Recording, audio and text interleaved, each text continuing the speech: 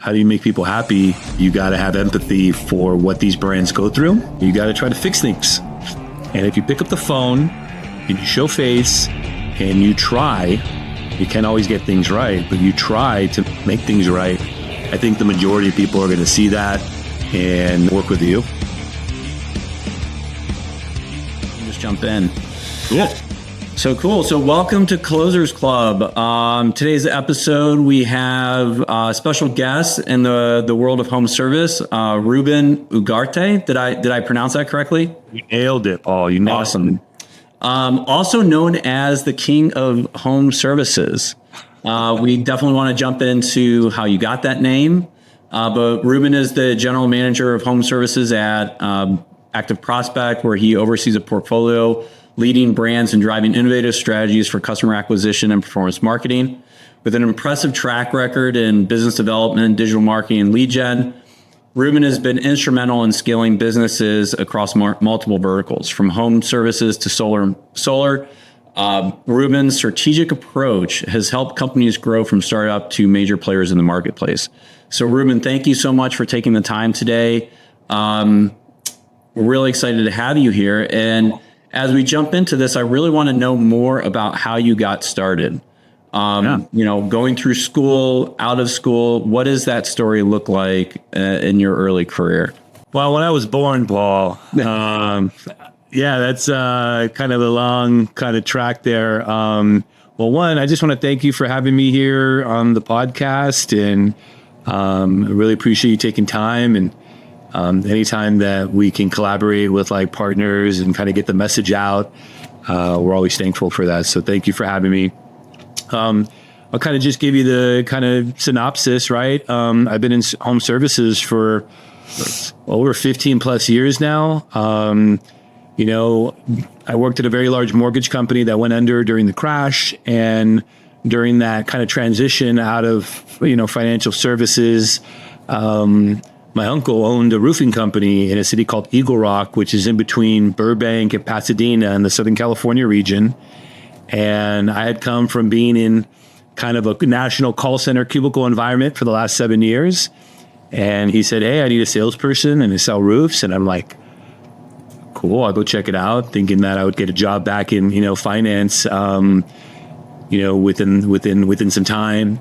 And it was great. He took me under his wing. I had worked for him when I was in high school, pulling off roofs, which is like the worst job you could ever have in Southern California during the summer.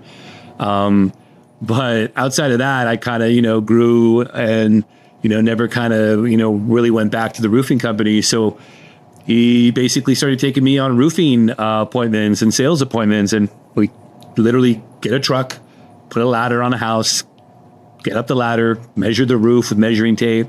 He showed me all the different roof types, all the different things that go on a roof. And over time, I learned how to sell roofs. Squares is kind of what you sell in roofing. 10 by 10 is considered a square. And it just fascinated me. I kind of fell in love with it, believe it or not.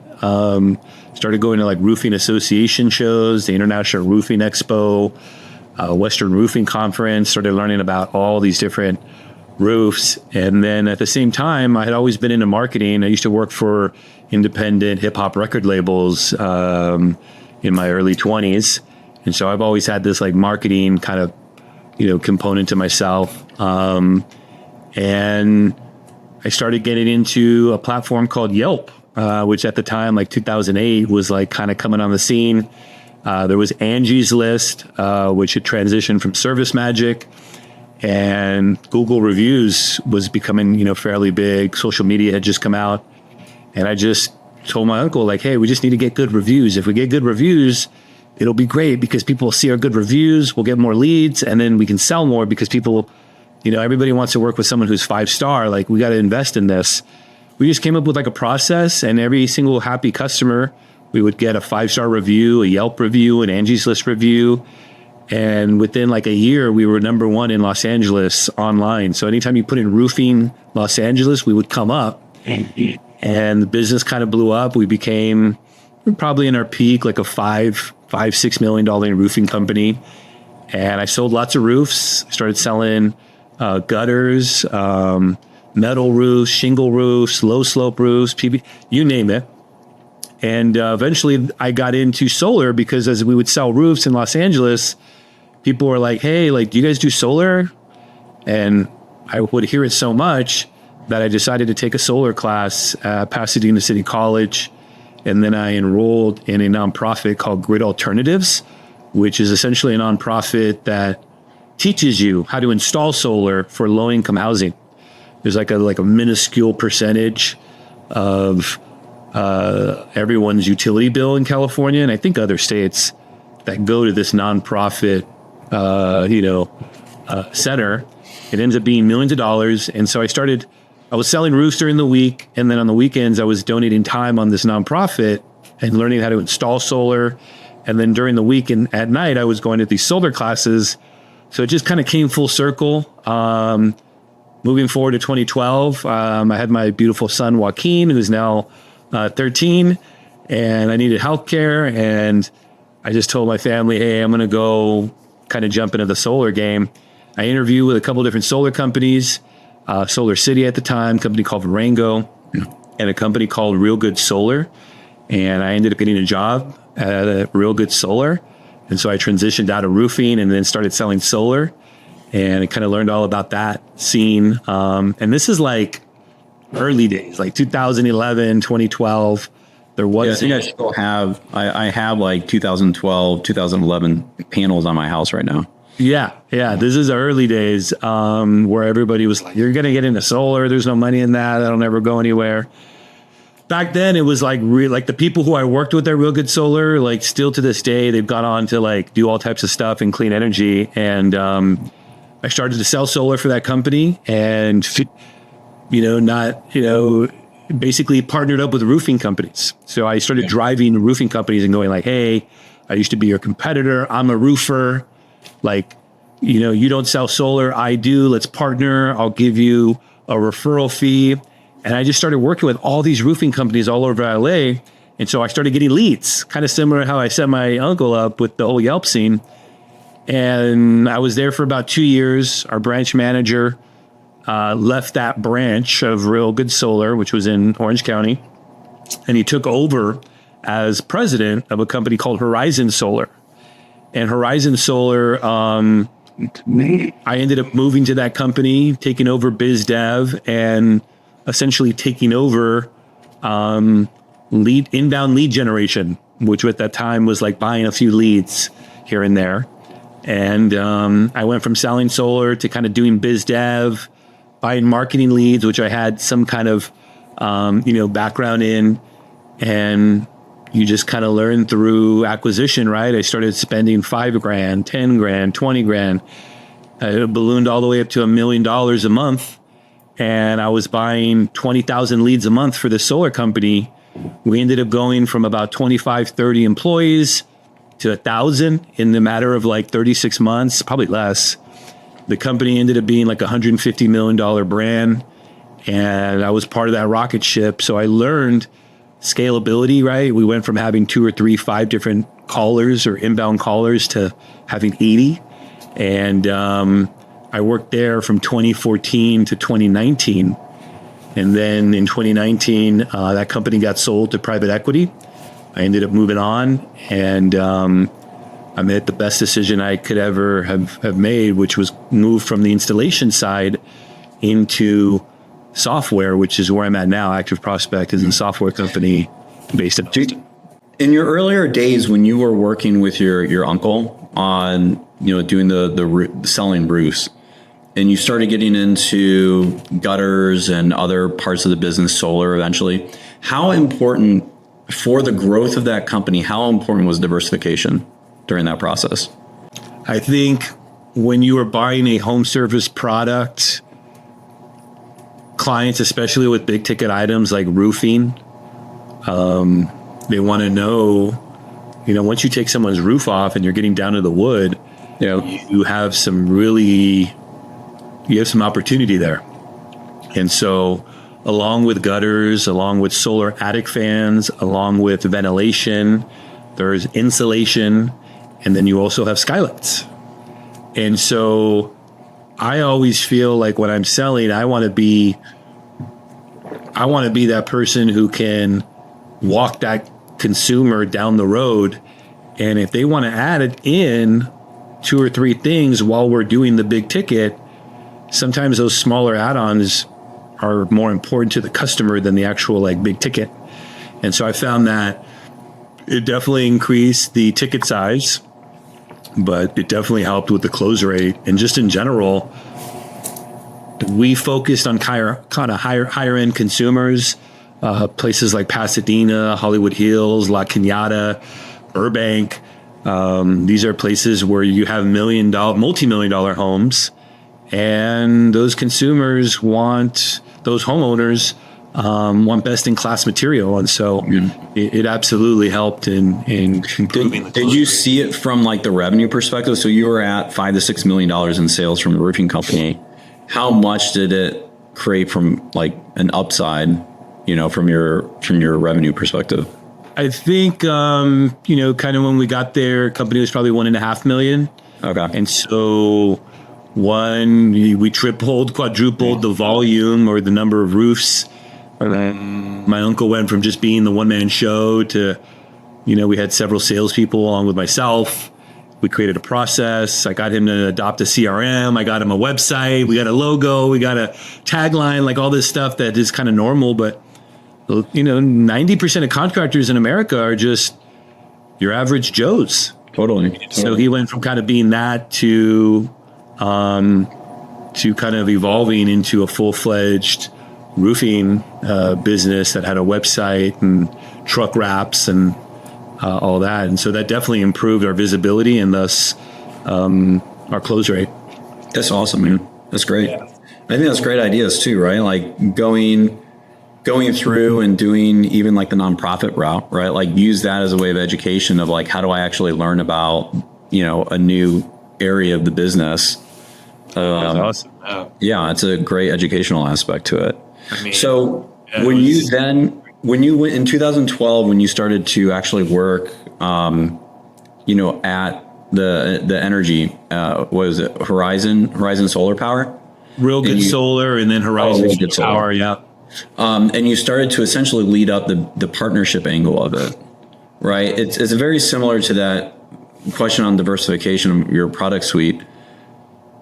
At what point, in your company or the companies you've managed, at what point do you feel that partnerships is really like, this is our road to revenue, right? Like I feel that at any company I'll ever go to, that's anything I ever do in life, that is key to everything. I mean, partnerships, we're all out here hunting, trying to find that ICP, that customer, and why not align yourselves with other hunters who are hunting the same end goal?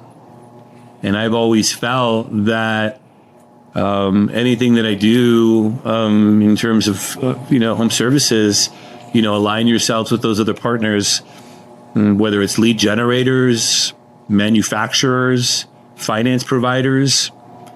It's key to business. I mean, partnerships and referrals, right? Partnerships and referrals are kind of hand in hand, and who doesn't love referrals? Oh, totally. I mean, that right there, referral is worth its weight in gold.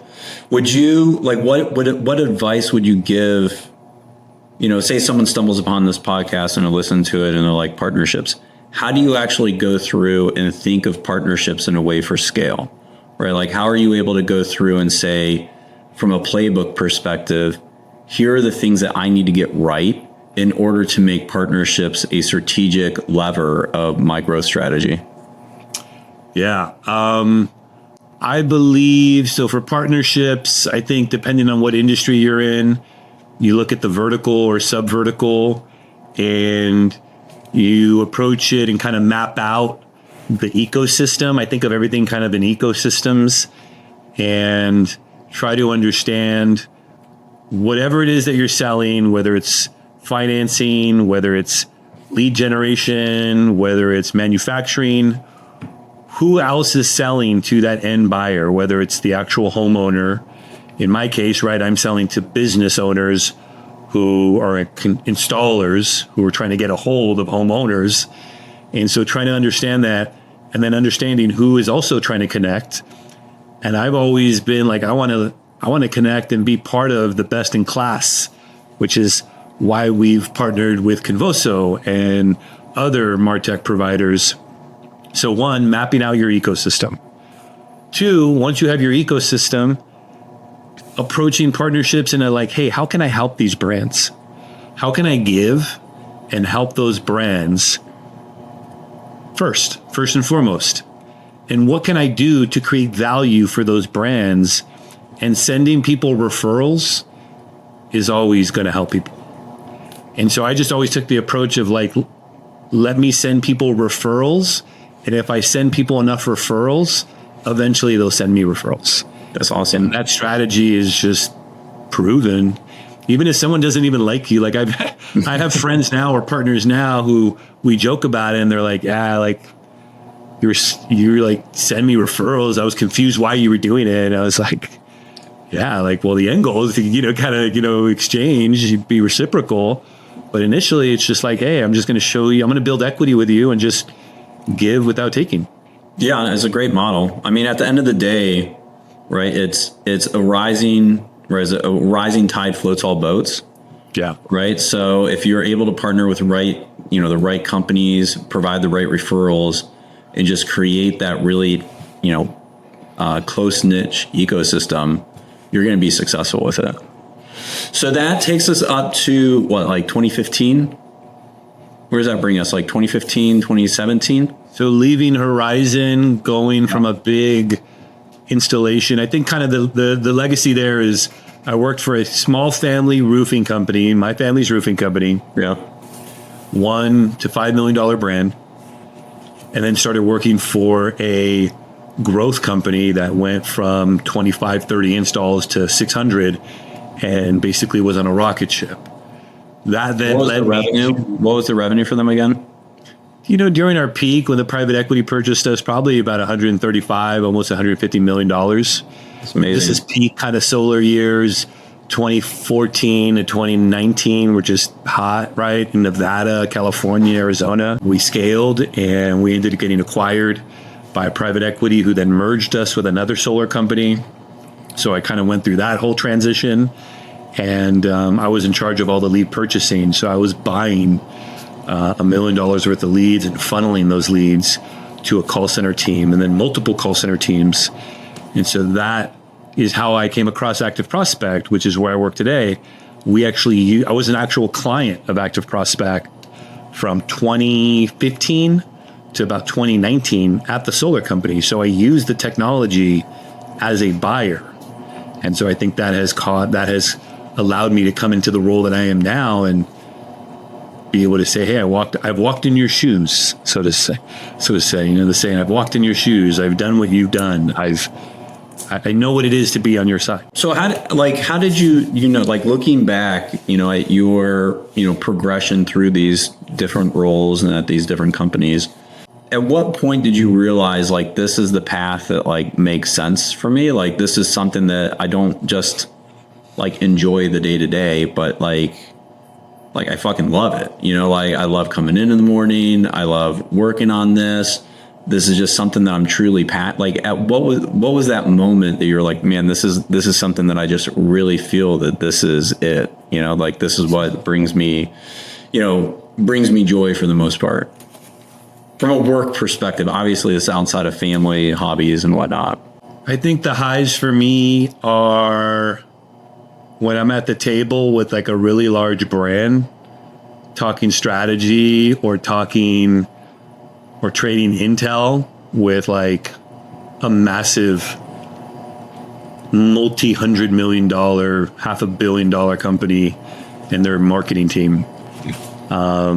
When I'm able to be in the same circle or have like dinners, you mentioned dinners that we do, when I'm able to like kind of be in the mix with all these really phenomenal marketers that are like just high level, whether they're CMOs or owners or founders, that's kind of like where I'm like, dude, this job's cool. Like, this is cool. Like, I'm in the mix here. And then over time, people become friends. Your clients become your friends. I have a lot of people I've known for a decade now that are in the industry. But to answer your question, I think when I'm in a circle with phenomenal marketers, phenomenal owners within the home service space, and we're trading intel and we're sharing stuff, or we're just having a good time, that to me is like, oh man, this job is cool. Like I do this dinner every year at LeadsCon, which is kind of well known. It's the home service dinner. And the spin is that there's no lead vendors allowed. Usually, LeadsCon is like, you're literally going to meet lead vendors, and lead vendors are there trying to hunt for buyers. And so I host this dinner on opening night that I've had for about 5 years now. And it's strictly installers, strictly buyers, no lead vendors allowed. And it's grown. It's gone from like 6, 7, 8 people to 15 to 30. And then this year we had like almost 40 people. And then that's amazing. Do you guys give out awards or anything? We should give out like stickers and stuff. We don't give out awards. We give out some, I think, tomahawk steaks and Greek wine. And it's a way to host a dinner at an event where these people like all day talk to lead sellers, but now they're in a safe place, right? And when you can put other big spending digital marketers and owners and founders together, it's just good things happen, and like, I think a lot of times as marketing people, we get siloed. I know I certainly did at my old company, where you think only from your company's perspective. Like I work for a solar company, so I'm, I look at everything through that lens of an installer on the West Coast from a solar company. But when you can collaborate and communicate with other marketers from all over the country and all different services, at the end of the day, we're all doing the same thing, right? We're trying to get eyeballs and consumers to pick up the phone or to open their door at their house, to let us in, to offer them these roofing, plumbing, HVAC, flooring, solar. And so we have this kind of common goal that we all have. And so, I kind of circle back to this dinner. Those are the times when I'm like, man, this is cool. Like I got like the biggest brands here at my dinner. Like this is cool. Yeah, that's fun. That's fun. So you talked about silos. Let's use that to pivot into like challenges. Like when you were kind of at these, and this is going back through your entire career. And when you look at when you were scaling for 1.5 million to 5 million, right? And 5 million probably to 10 million, 10, and all the way through up to 135 million. Yeah. What were some of the biggest challenges that you or your team, you had to overcome in order to hit that next milestone, right? I think the biggest challenges, and this is across the board for home service companies, really any brands in any industry, is recruiting talent. Yeah. Keeping talent, and systems and processes. So when I was talking with David, what was he? Stodolak. Sadalak from Home Solar Direct. Yeah, Indirect. He mentioned talent. The same thing. He's like the thing that the most costly things that I've done was really around talent. Like why is that such a recurring theme? It's a recurring theme because your talent and the staff that you bring in, it costs you more money when you hire somebody that doesn't work out than it would if you paid somebody who's worth it and has talent to come in on the first place. Yeah. A lot of brands try to nickel and dime top talent. And sometimes they can get a top talent for a nickel and a dime. But if you're top talent, you know what you're worth. And that's part of what makes you valuable. And in an organization, you need to have top talent at every level, whether it's your field marketers who are canvassing, whether it's your salespeople who are out there closing, your telemarketers who are taking your leads in your call center director who's in charge of managing those people, your confirmation team who confirms the appointments that your call center is generating. There's just so many different departments that you have when you're scaling to 5, 10 million, let alone 100 million. I don't, some of these brands are $1 billion. Like just unreal how big some of these home service companies are, right? Like Leave Home and Terminex and West Shore Home and Power Home. Okay. But ultimately, if you look at these organizations, the common theme is culture and employee culture, employee retainment, employee happiness, benefits. All these things matter. And for whatever reason in home services, it's just finally coming around, the big organizations who can scale. And what we did at Horizon was having a phenomenal recruiting department and having some serious recruiting chops so that we can keep our call center seats filled, we can keep our sales team active, we can keep our operational installers going. And you're bound to lose employees, people who, grow and learn, kind of move on, obviously. But your goal is to just kind of keep the majority and to kind of keep talent as long, tenure. The longer you can keep people, the less turnover you have, the more dedicated employees you have. And so I think one, that. Two, system and processes internally. How do you create processes and systems for every department, whether it's through just managerial instruction or technology, and more, right now it's tech, but creating those systems and processes and getting buy-in from your culture, I think that's what really helps brands like catapult to the next level. Totally. Couldn't agree with you more. So what's kind of like the next level from your perspective, like at Active Prospect? How are you guys growing, and what's the next major milestone in your guys' business? Yeah, so for us, we continue to grow. We're over 225 home service brands across the U.S., some of the largest in the country, which I mentioned before. I think for us, we continue to invest in our technology and supporting our brands. We have a think tank part of our company that meets with customers and asks them about what they're going through and challenges. We're going to be introducing an inbound call capability feature that's going to be great. We're continuing to evolve Trusted Form, which is kind of considered the gold standard for TCPA. I think overall, there are a lot of brands out there that we're just not familiar with. I mean, I come across brands all the time. I talked to a pest control company I've never heard of. They buy like 40,000 leads a month. And I'm like, wow, that's a lot. And so there's all these brands out there that we're trying to get connected with. And I think what's next for us is the evolution of our team. When I started, it was like me and like one client success person trying to manage. Now that we're 225 brands strong, we have a larger team. We have about 10 folks now. We have 5 client success people. We have 4 salespeople, a partnership director. And so we just continue to evolve and, kind of keep things even, trying to make clients happy. And when we don't do things right, or when we're not at the top of our game, which sometimes happens, being able to own that and go to customers and make things right. So I think it's just an evolution, and I'm excited to be in MarTech and work within the lead generation and home service space. I don't see myself ever doing anything outside of home services. That's awesome. So what are your 3, so you say keep clients happy. Obviously that's easier said than done in some cases. Yeah.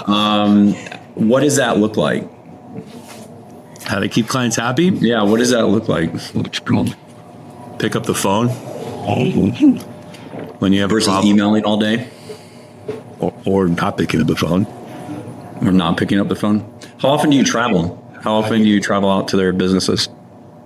All the time. I mean, Now we have reps who do it and we're getting our team to go, but I mean, I've probably visited over 100 call centers over the last 5-6 years. I've been in some of the largest call centers in the country, and I like call centers. Like, I kind of grew up in a call center, right? I ran one, and it's the heart of the engine. It's the engine for a lot of these brands, right? You're buying all these leads. But I think to circle back to your original question, how do you make people happy? You got to show up when things aren't going well, and you got to have empathy for what these brands go through, and you got to try to fix things. And if you pick up the phone and you show face and you try, you can't always get things right, but you try to make things right. I think the majority of people are going to see that and work with you. And so I think in terms of making customers happy, I think it's just the simple stuff. Pick up the phone, show face, admit when you're wrong, and work fast to put out fires. And I think that's kind of been key, to keeping people happy and keeping people on board with us. Yeah, easier said. I think it's fair. I think it's also fair to kind of look at problems like problems are going to come up, right? It's really how you react in that time when a problem happens, to be like, hey, have you seen this before? Right? It's like, yeah, I've seen this before. It's unfortunate this happened. We're going to work together to fix it. Right? Where it's almost like farmers. Like I know a thing or two because I've seen a thing or two, type of mentality where it's like, it's not going to put me on tilt, or it's not going to completely throw off my game. I'm here to fix problems. I'm not here to add to the chaos. Right. Exactly. And you're always selling too, like a lot of people don't think they're salespeople because they don't have the word sales in their title. Everybody's you're always selling everything, even this, right? Like we're selling, right? We're selling. Yeah. We're always selling. What would you say was like your most costly, like, keeping customers happy, like mistake, maybe not mistake, but customer issue? Like what was the most costly issue that you ran into that was like, a moment where you lean your head back and like, shit, am I gonna get fired for this type of moment? Well, this morning, geez, that's funny. I don't know about getting fired, but I would say, in terms of costly issue, I think the root of what you're asking, is the most costly issue for me being a salesperson in biz dev, in trying to grow revenue, I think, is not having patience. Yeah, that's fair. I mean, that's like a life lesson though. Yeah, life lesson. But in sales, right? Like if you think of traditional sales, it's like one call closing, get the deal. And like there's all this kind of like Gangleri Glenn Ross. Yeah, there's all this action around like decision now. Yep. And that's natural. And there's nothing wrong with that. But in enterprise relationships, patience is so key. And some of my largest deals and the largest clients and partnerships that I have had have evolved over years, where like 2 to 3 years it took me to get that client to come on board for just different reasons. But during that time, there's always frustration. Why can't I get this signed? Why can't I do? And so the patience part of it is something that to me has been, as I've matured and gotten older, got more gray hair, the patience part has been the biggest part that I've learned in life. I mean, so that's interesting because you seem like such a chill guy, right? Like you seem so chill in terms of like, very relaxed. And I wouldn't picture you as being like a hard salesman at all. So like do you have any stories on that? Like, I mean, obviously you learned a lesson. Not a hard salesman. Like when so I'll give you my perspective. So when I was in my 20s, I'm 43 now. When I was in my 20s, I'm 43. I was reading books like The Art of Sun Tzu and, How to Close and like all these closing books. And that's how I thought sales was. And now that I'm older, it's nothing like I completely disagree with a lot of that kind of logic and perception and kind of sales acumen education. And now that I've kind of gone through a lot of sales careers and sold a lot of different things and worked with a lot of people, I think of it more like farming. And you kind of mentioned farmers, but I think of it more like farming. And how do you create a network and a farm that reaps over time and creating fields of opportunity for yourself? So for me, with my personality, I've found out that I am more of a farmer and more of a fostering relationships and keeping a large network that allows me to cultivate opportunities without closing and without feeling like this pressure. And I just think of folks and, relationships as that. And I never want people to feel uncomfortable. Like if it doesn't work for you, I'm not going to sell it to you type mentality. Mm-hmm. And that's another key, right? There's a lot of people out there pushing and selling stuff that they know doesn't work, that they know isn't right, that they know is not going to help someone, but they're still doing it because they're making comp. Well, that's their job. They look at it as their job versus like that's a life job. Yeah. So I think number one, finding yourself and putting yourself in a situation where you can represent a great brand, you can represent a service you believe in, a service that works, that creates value. I mean, I think that's at the forefront. And then from there, utilizing and kind of going back to the referral and partnerships. And that's kind of how I've found success. Yeah. It doesn't work for everybody, but everyone's different. No, it's great. It's almost even more than that too. Like, as we're talking, it feels more that it's not just like representing a brand or a service. It's like representing yourself, right? Like you can't really sell something that like you can't get behind, right? Or at least that's how I've always looked at myself. Like it's very, very hard to get behind, put your heart into a marketing campaign if you're not really behind the brand, if you're not behind what it is you're trying to do, the product, exactly. Or even the end customer, if you're like, I don't really want to focus on this demographic. And, there's a lot of people, unfortunately, that are in those situations. And I'm excited and happy to be in a situation where I represent a phenomenal brand in a phenomenal industry, and I get to work and connect with people like me, like digital marketers, call center directors, people who I can relate to, who can relate to me. I think that's a special thing. And I'm happy to be where I'm at. That's awesome, man. So let's talk through, earlier on the call in the intro, I mentioned Joe Leinert. He dubbed you the king of home services. How did that name come about? Were you aware of the name? How did it come about? What is your take on it? I think it's a little fun. I think it's a kind of a false statement. Joey's not known for false statements. I think that's more of a fib. I think the perception is reality. So I'm pretty big on LinkedIn. I share a lot of photos. I don't have Instagram. I don't do social media, but LinkedIn I found to be it's made me tons of cash. I mean, it's huge.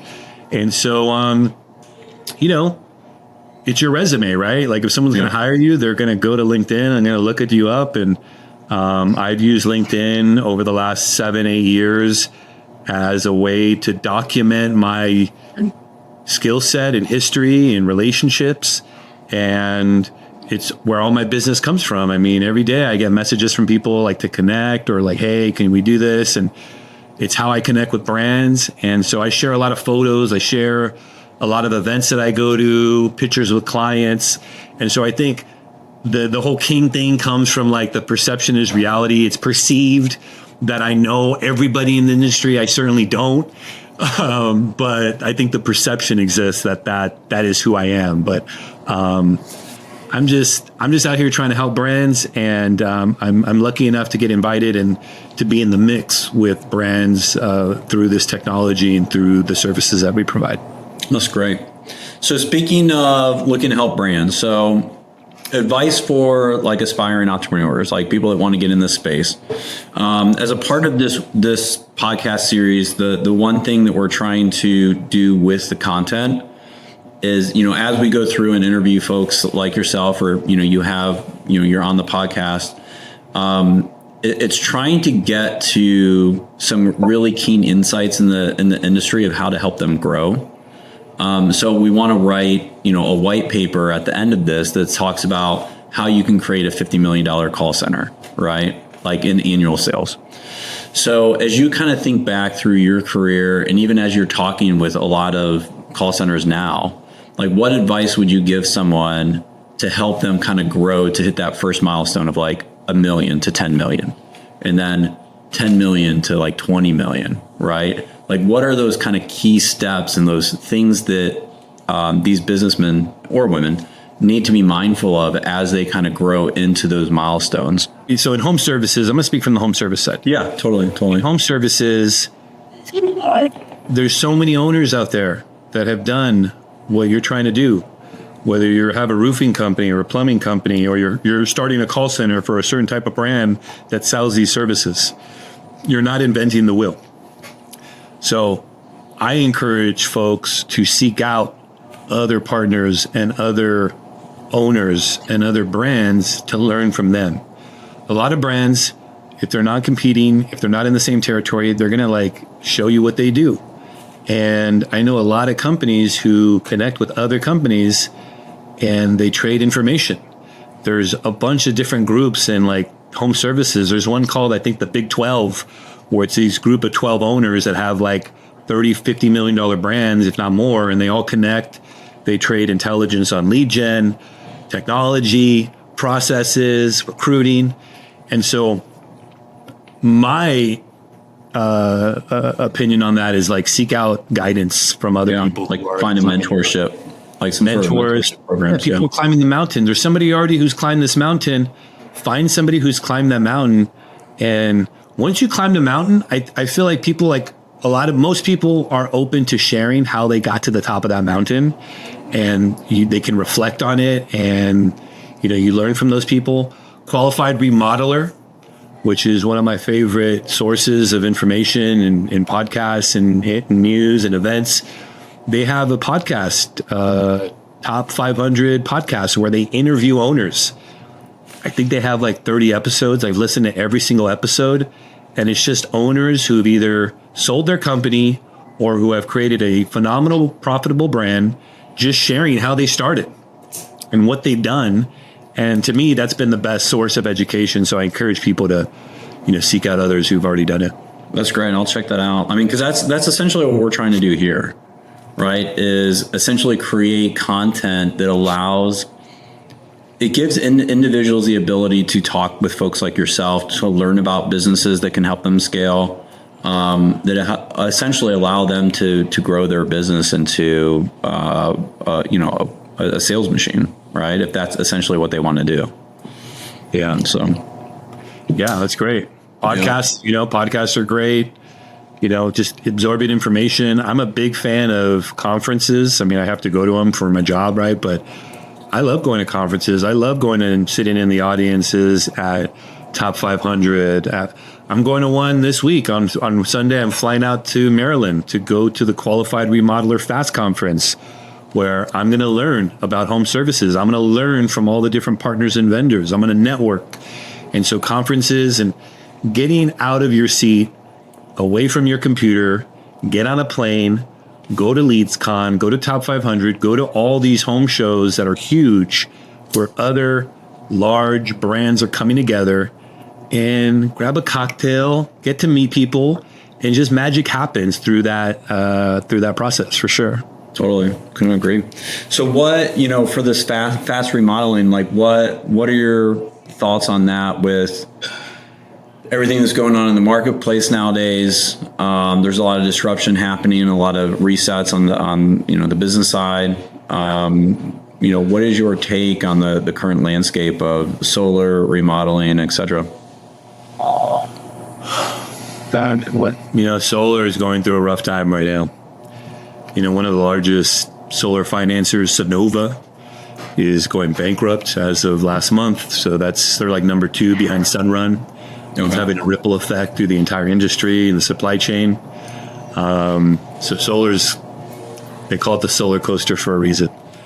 But what I would say in home services and home renovation and home remodeling, there's just a massive boom and opportunity. You have all this private equity money, investors after COVID coming into the home renovation, home service space. Well, yeah, because all those new home buyers from COVID. New home buyers, but in general, just homes are getting older in the U.S. They're getting more expensive. There's not enough of them, and people are choosing to stay put and invest in their homes, over the last 6 years, 5 years, 6 years, 2019 through today, you've seen the largest increase in at home equity in America ever of all time. And because rates have gone up, people have not been able to refi, right? They are staying in their low rates. And so you have all this equity that people haven't tapped into.